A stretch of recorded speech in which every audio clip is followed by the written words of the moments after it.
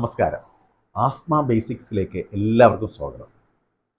ഇന്ന് ഞാൻ പറയാൻ ഉദ്ദേശിക്കുന്നത് കുട്ടികളുടെ ആസ്മ ഏറ്റവും കൂടുതൽ പ്രശ്നമുണ്ടാക്കുന്ന ശരീരഭാഗത്തെ പറ്റിയാണ്. ആ ശരീരഭാഗം എന്ന് പറയുന്നത് ശ്വാസനാളമാണ്. അതിൽ തന്നെ ലോവർ എയർവേ എന്ന് പറയും.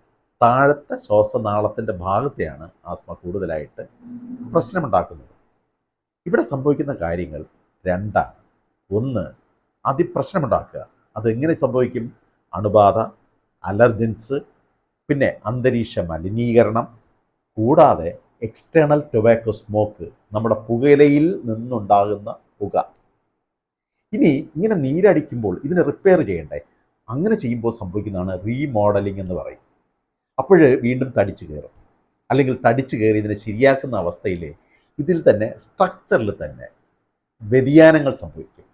അതിൽ ചെറിയ ഗ്രോത്തുകളൊക്കെ ഉണ്ടാകും. അതായത് പഴയ ഷേപ്പിലെത്തൂല. അങ്ങനെ വരുമ്പോഴും അവിടെ പ്രശ്നമാണ്. ഇതെല്ലാം ശരിയായിട്ട് ചികിത്സിക്കാനായിട്ട് ആൻറ്റി ഇൻഫ്ലമേറ്ററി തെറാപ്പി എന്നുള്ള ഇൻഹേലറിലോട്ട് തന്നെ പോകണം. ഈ അറിവ് എല്ലാവർക്കും പറഞ്ഞു കൊടുക്കുക.